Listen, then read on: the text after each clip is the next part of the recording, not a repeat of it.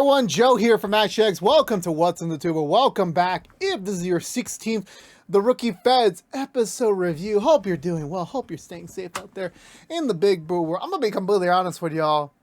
I feel tired. Not the show. I just feel tired in general. I don't know why. It's been a very long day at work. It's been a very long day period. It's been a very long week. It's only Tuesday. That says a lot about my week. But however, what feels even stranger is that similar to what I talked about yesterday, which we had Valentine's Day last week. And this week, we're doing Valentine's Day again for the rookie side of it, which absolutely makes sense. Like, why wouldn't you air your Valentine's Day episode on Valentine's Day? It was kind of like picture perfect. Like, here it is on the table for you. But like, you know what? No, it is what it is with the scheduling. But this week on the Rookie Feds, it mostly was a sequel follow-up to another episode we had earlier this season, plus with the Valentine's Day, which I feel like Valentine's Day love was more prevalent this episode than in the rookie episode, which I will give credit for in terms of like, actually, I feel like the Feds did a better job on that front. But regardless of what that may be, this was kind of like mostly a relationships episode, whether that was established relationships or new relationships or starting a new relationship. Everything was great. I had a jolly old time with it. I chuckled a lot. I laughed a lot. And I was pretty intrigued by it at some points. And then I can't wait to see what things might go forward into the future as we continue to progress through this hopefully this never-ending story. But with that being said, let's go for the Butcher recap and talk about this week's episode of The Rookie Feds. So we begin, we're in a restaurant, Simone's on a date. I'm like, weird? Okay.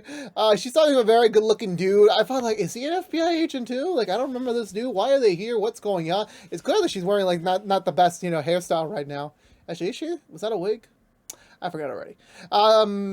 However, don't worry about it. It all turns out to be an op for this guy. He's been using this dating app to meet unsuspecting high roller women that have a lot of money to bankroll his illicit activities.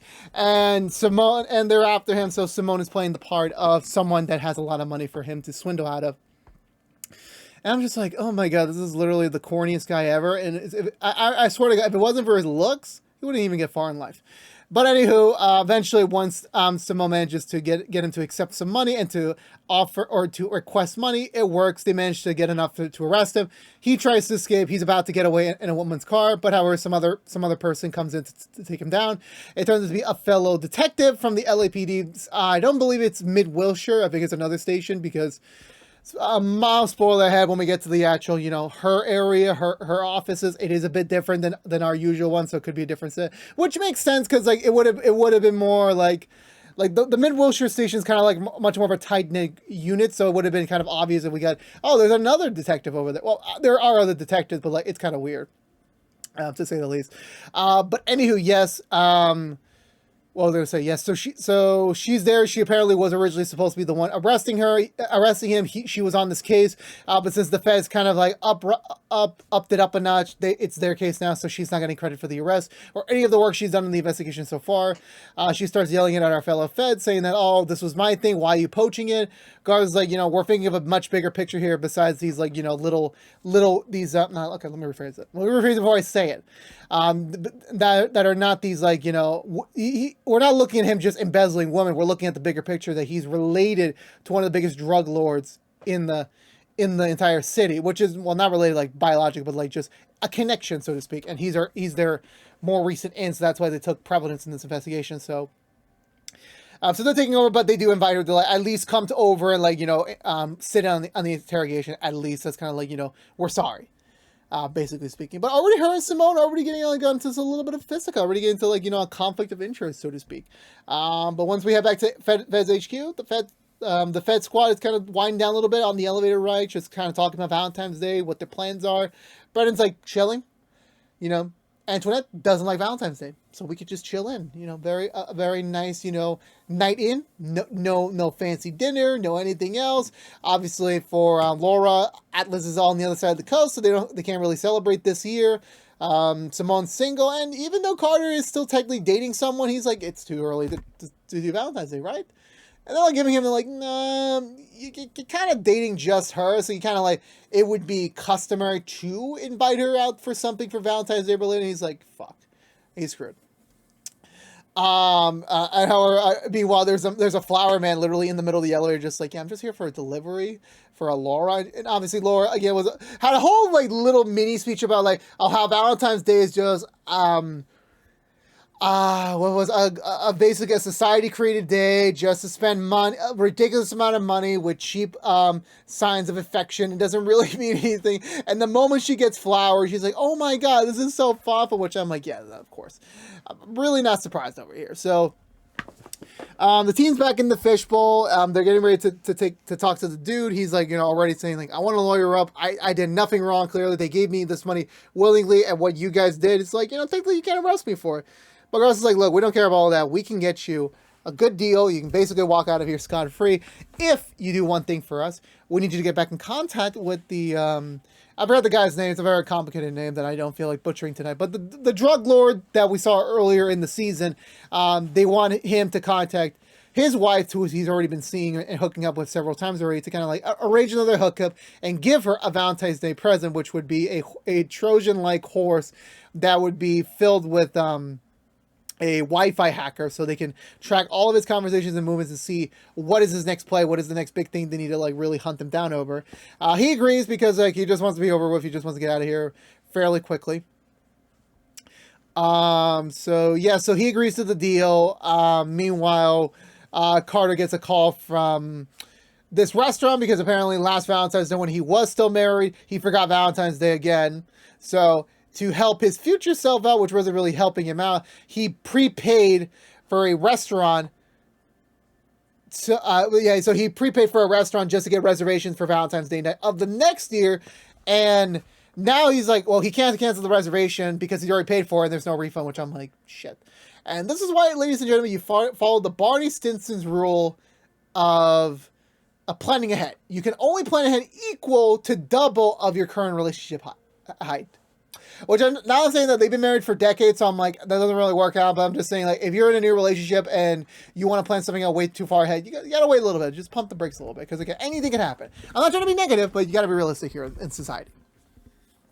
So Carter's girlfriend delivers him some chocolates, like a little Valentine's Day gift, and he's like, damn it, I now gotta plan something, so he decides to use the reservation, just to have it, just to use it for her, since it's already paid for. He's not spending any money right now, so it's like, yeah, this will work out pretty fine. So he has that rearranged. Brendan goes to talk to Antoinette just to confirm their very chill Valentine's Day plans, just getting some, regular noodles, going to a ramen spot and just chilling out. And Antoinette's like not really feeling it. It's like, really? Ramen? It's like, oh yeah, we don't have to do ramen. We can do like fast food. I'm like, bro, no one does fast foods on Valentine's Day. I'm sorry. But like, if you're doing something for Valentine's Day, you gotta do something a little bit more special. You know what I'm saying? You know what I'm saying? But Brendan's kind of oblivious at this point about it, so he just leaves Antoinette just to like, stew on that, which I'm like, no, bro, you gotta go change this up right now. So they're watching him from a distance, the swindler, but he runs a couple red lights.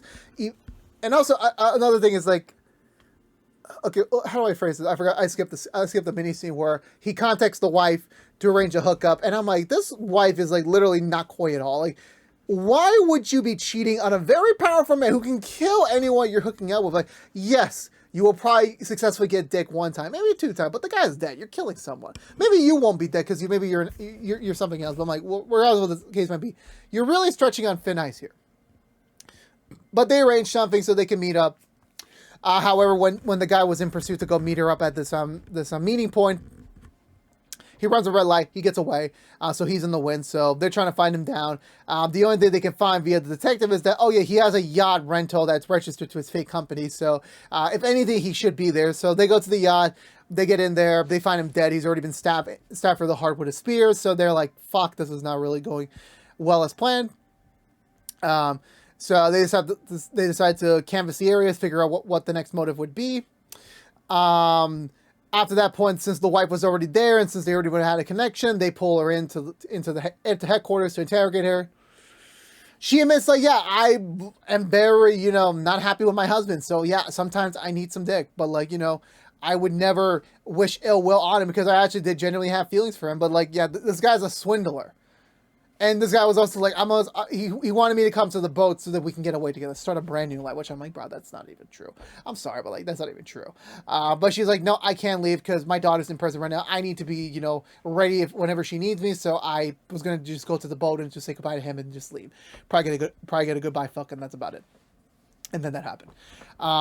So she's not ruling out her husband as a potential hitman, but like still, in general, like, you know, she doesn't really like notice anything out. However, her husband comes in to pull her out of the meeting, saying that it's over, like it's unjustifiable, like she's being like taken away. He has a bit of an encounter with Garza, but they don't really get into sort of fisticuffs yet. He's just like simple, like, just watch your mouth, Anything you can be saying can be barely usable to, like, you know, hold you in for the night. So he's like, okay, I got you, I feel you. So he gets in the car with his wife, about to berate her for, you know, everything. He already says that, I already know you were hooking up with him. I know already. I know everything. I let that happen because I don't care, which is kind of shitty. He gets a call from the corrections facility where his daughter's being held. Apparently, another local gang that's rivals with her father's gang is in the prison as well, and they're basically beating her up and will kill her if he doesn't turn over his operations over to them. Otherwise, she dies. Which I'm like, damn, that's kind of lowballing, but like, again, when it comes to money, they'll do anything they want. So eventually, I don't think we get that. We don't figure that out later. I know eventually they do get some fingerprint analysis over and also, yeah, there's more banter between Carter and Simone and the other detectives. There's still banter going there. Like this, she's still a new detective. Like, she's not a new detective, but she's a new transfer, and like she's not really feeling the vibe of the city, and she's only doing it for, like, you know, just like get away, really have the opportunity, that sort of thing. So she's not really feeling it. Eventually, they do get a lead on who potentially killed the guy. It's some Russia. It's not Russia. I forgot which one of them, but it's a German. He's a German assassin, and yeah, so most likely he was hired quickly, and he's probably already back to his country. So they're going to look as fast as they can to try and get him, because that's literally their only lead they have right now. So, but Garza is aware it is Valentine's Day. They all probably have plans. So I'm like, yeah, y'all go home. If something does happen, I'll call you. But right now, you could just go home. Don't worry about it. Like, you know, enjoy your Valentine's Day. So everyone heads off on their little Valentine's Day thing. Simone gives the detective some recommendations, like trying to have some good eats, since she's complaining like there's no good food spots here in LA, which I'm like, bro, are you kidding me? LA's full with amazing stuff. I've been there before. It feels weird that I'm saying that, because like it feels so weird that I was in LA like 6 months ago. It feels weird. Like, for me, time feels like very, very weird. Carter goes off to pick up his date. They're looking high and well for their first Valentine's Day together. And however, things turn to the worst because his ex-wife is there with her new boyfriend. And he's like, what the fuck are you doing here? And honestly, I would be like, what the hell are you doing here? Apparently, she had the reservation still on her calendar, and she just naturally assumed that, oh, you probably forgot about Valentine's Day again, so I would just use it for myself, which I'm like, okay, so here's, like, it's the semantics here, because, like, this is one of those, like, which side would you go for in terms of, like, who's in the right or wrong? For me, personally, I'm going with Carter. Because, like, again, it is Carter's money. I do understand it was for her, but, like, it was for them. The dinner was not just for her. It was for them.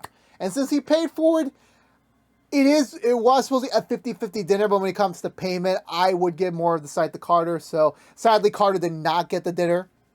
He gave it to his ex-wife. Because, like, yeah, you know, triumphs all. But, like, for me personally, especially if there's a new guy involved, I don't give a shit.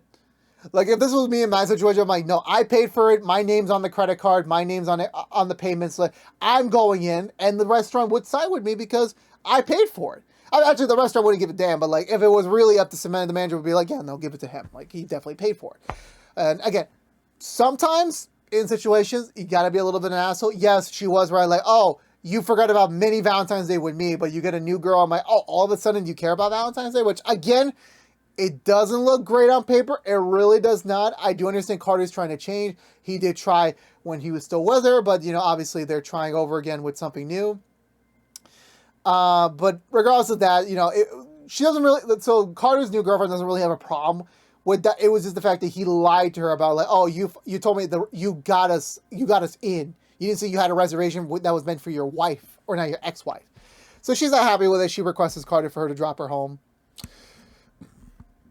Meanwhile, Brendan finally catches on, like, yeah, Antoinette was not a big fan of all these, like, Valentine's Day plans he was making for her. And he was like, yeah, I understand. I know you were like that. So I'm like, you know what? I planned ahead. Somehow, he rented out an entire Malibu house.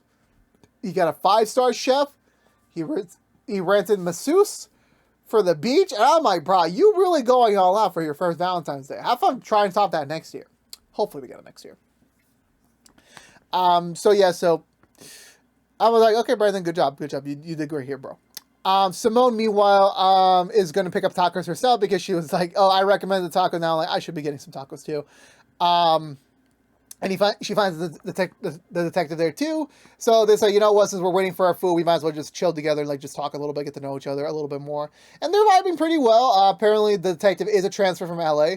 Not for the reason for this new opportunity, but because she wants to spend more time with her mom. She's living with her. And also she just broke up with her ex-girlfriend because of the move, who didn't really support it. So it is what it is with that.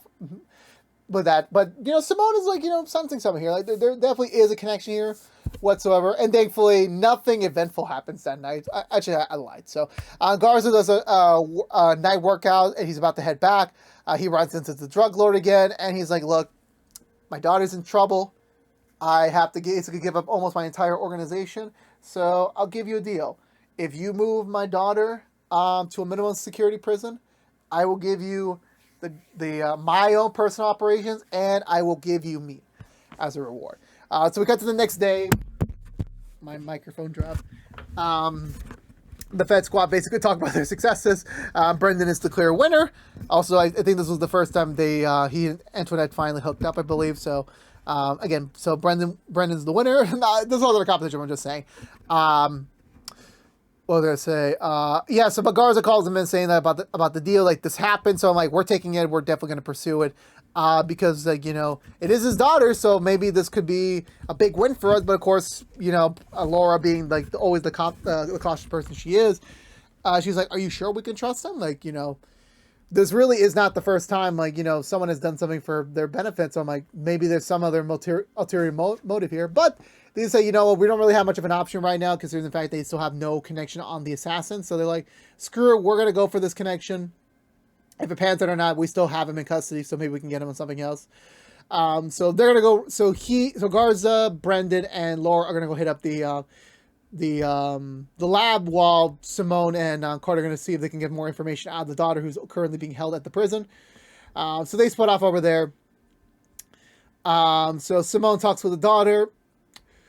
She's scared shitless, but she does understand, like, yeah, her dad, like, is many things, and she even herself does not believe her dad's going to come in to save the day, really, at all. So that's a big red flag for them. Meanwhile, back at the lab, Garza is noticing, like, yeah, there's so many, like, people here. Like, not only is his, like, the main drug lord's guys here, it's also who's coming as well. So it's, like, very suspicious. So they go in, they're searching the place, and they find a bomb. So apparently he was planning to blow everyone up, the feds included. So they managed to disable the bomb. They managed to arrest everyone that's already in the building, including the people that are coming. So thankfully everything's said and well. Garza goes to confront the Laura, who denies it. Like, hey man, I didn't know anything about a bomb. No, I don't know. I really don't know. I'm not gonna admit it because I didn't do it. But I already signed the paperwork. You can't hold me viable unless you suddenly have proof that I actually did the bomb, which I didn't. So he's about to leave, and even Garza's like, before he leaves, is like, are you really seriously about to sacrifice your own daughter's life just to keep your operation intact? And he's like, yes. My daughter made her choice. She wanted to betray me. Okay. She doesn't get my help anymore. I usually use the opportunity to, like, potentially gain an advantage. It did not work. Okay, but now I cannot be legally held viable for the drug lab I have. So they have to let him go, and then they try to, like, interrogate the wife again, seeing that she can bring up some new evidence while they, you know, accept the loss in that field. She's like, no, like, as much as I don't like my husband, you know, I need my daughter, you know, needs me. I need to be close by to her, so I need to keep this family alive. So when she does get out, maybe I can still be there for her. But Garza's like, yeah, but your husband doesn't feel the same way, and he plays back the recording he had, and she's like, okay, yeah, I'll help you then. I will help you. So the case is closed. They managed to solve both of them, because also there was another thing where the dating profile that the swindler used was still active. So it was still happening again, even though the guy was dead. So they figure out he had a partner or at least some sort of accomplice. So they find her. She was depositing money at the bank, and she was trying to she withdrew money from the bank, and she was trying to get away, but they managed to stop her, ending the swindling thing once and for all on that front. So that was a good win as well. Otherwise, everything was said and done. Brendan and Antoinette returned back to this time a proper lazy night in because they spent way too much time and money on the last night. So they're ready to chillax a little bit. Simone goes to visit the detective just to let her know, yeah, so it's over. They got all the money back and they're going to reimburse it back to every victim that was affected, which is, a proper ending. And dude, are setting out a date. They have a good vibe. They have a good connection off each other. So, yeah, give this a go. Hopefully, this might be a good fit for Simone. Who knows? Carter goes back to apologize to his girlfriend, saying that I really want to change. I really want to be more open, more honest with you. I'm ready for a relationship, and I'll do whatever it takes to win you back. And thankfully, his embarrassing feats of stories managed to work, and yeah, they're back together. So I'm like, kudos to him.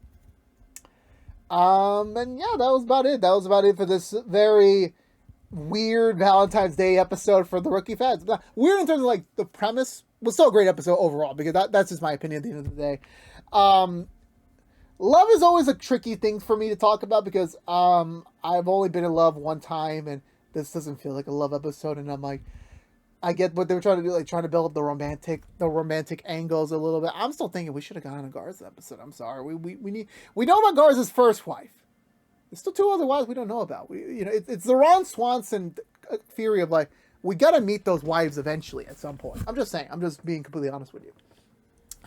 Brandon and Antoinette kind of just seeming into just a regular couple. I mean, they kind of had those vibes last week with the whole video shoot, but I'm like, yeah, this episode felt they're kind of just like a couple now. Just a straightforward traditional couple for now. Doesn't seem like there's any problems on the horizon, which is great to see. And Simone probably getting a new love interest after her last one kind of just abruptly ended. Yeah, I feel like this is a good direction for her. Definitely would be intriguing to see how a relationship with another law enforcement authority works. So I'm interested in all that front. But yeah, this was a very nice episode, very nice Valentine's Day-ish episode. And we give this 2 thumbs up. Let me know in the comments below what did you think of this week's episode of The Rookie Fed. Let's have a conversation down below, as always.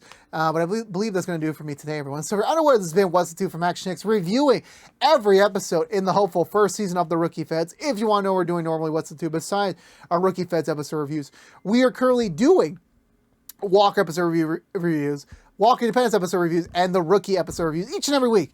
But if you don't care about the Rookie Feds, you're in luck. We'll be back next week for a crossover event spectacular, again, with the Rookie side of things. So stay tuned for that. We got a big old week next week for that front. Big week in general. Now we're getting another crossover special. It's episode 469 next week. The Walker Independence season finale, hopefully, is next week. So we got a lot. And then the week after that, we're back. Perry Mason season 2, baby. We're back on that front. So it's going to be a very busy month. So this is kind of a chill week. Obviously I still got a couple more Walker reviews to pump out later this week. But until then, for Fed side, crossover next week. Can't wait for that. But again, thank you so much for watching. Please subscribe to us. If you have not, ring the bell, like, favorite, and share as always. And of course, follow us on social media. But until we see each other again, for all you members of the Feds family, I'll see you all next week. But until then, stay safe out there. Be good to each other. And as always, peace out.